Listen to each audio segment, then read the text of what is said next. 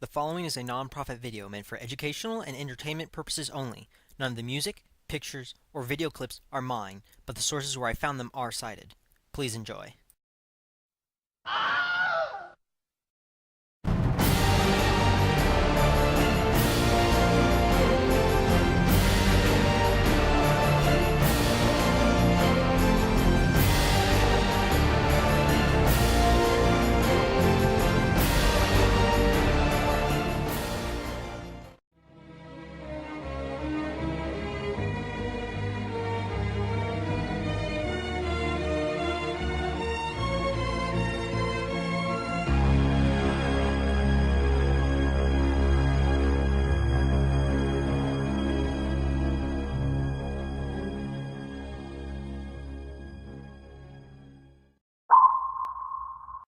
The only thing I truly feared during the war was Dönitz and his U-boats.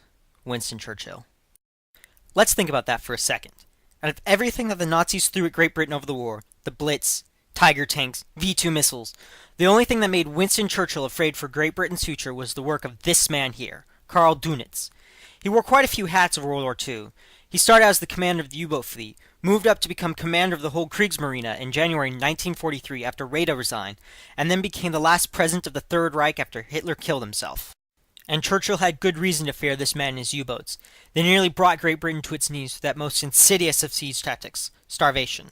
For large portions of the war, the U-boats ruled the North Atlantic, hitting targets off the U.S. eastern seaboard, the Caribbean, the South Atlantic, and even traveling as far as the Indian Ocean and Southern Pacific.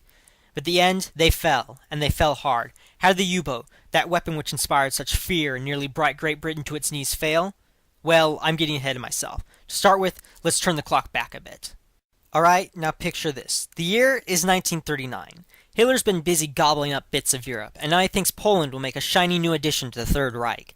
After a lackluster attempt at a false flag operation, wherein German soldiers disguised as Polish soldiers attacked a radio station in Gleiwitz and broadcast anti-German messages, the Third Reich declares war on Poland and invades on the 1st of September. 3 days later, both the United Kingdom and France declare war on Germany, and World War II has begun. Then comes what U.S. Senator William Borah called the phony war, where both sides just sat behind their fortifications and stared at each other menacingly. This ends in May of 1940 with the German invasion of France, and by June 22nd, France had surrendered. Great Britain was on its own. Now, this is Great Britain. What's the first thing that you notice? If you answered, it's an island, that's exactly what I'm trying to get at right here.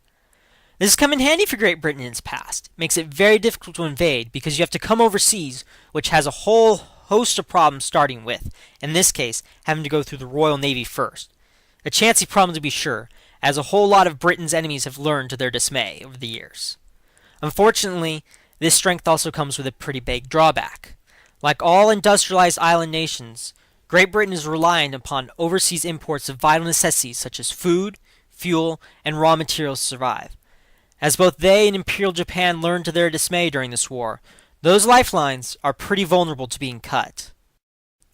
To fight Great Britain, Nazi Germany turned towards a weapon that had proven itself in the last World War as uniquely suited to cutting those vulnerable lifelines, creating a near stranglehold on Britain by cutting off its seaborne trade.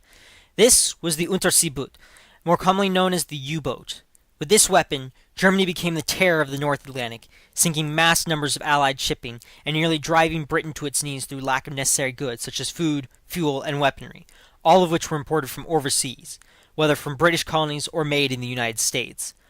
Between 1939 and 1945, 800 U-boats sank a total of 2,640 vessels in the Atlantic Ocean. For some periods, the U-boats were sinking ships faster than the Allies could replace them. Of course, the Allies weren't willing to just give the U-boats free rein, and they sank a lot of effort into fighting them on the high seas.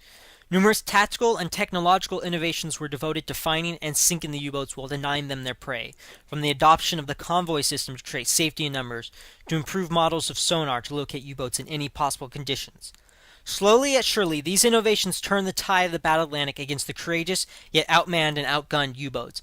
By the time Germany surrendered on May 8, 1945, 746 U-boats had been sunk, and of the 40,000 sailors in the U-boat arm, 30,000 would not see the end of the war. Casualty rate of 75%. And so, after that brief detour, we arrived back at our original question. How did the U-boats fail? There are a wide variety of factors contributing to their downfall, both on the part of the Allies' efforts to destroy them and even within the Axis warfare itself. In coming episodes, we will examine some of these factors. We'll look at the nuts and bolts of the U-boats themselves. We'll examine their crews, their training, and their morale. We'll see a brief overview of the U-boats campaigns in the Battle of the Atlantic and beyond. We'll explore the Allies' measures to blunt their effectiveness and destroy them. We'll look at the evolution of U-boat tactics throughout the war. And finally, we'll look at the U-boats' position within the greater German Wehrmacht, including their priority in materials, munitions, personnel, and support from the other branches.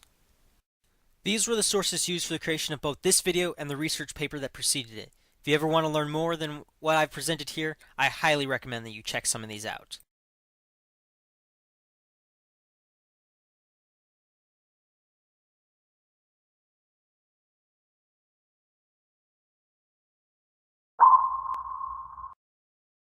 They were the terror of the high seas, and the merest rumor of their presence could cause a panic among sailor and admiral alike. They were the U-boats. Next episode, we'll be taking a look at the histories, capabilities, and roles of the U-boat arms tools of the trade, from the tiny Type 2s to the Type 21s, the world's first true submarine. Next time on From Hunters to Hunted, the U-boats.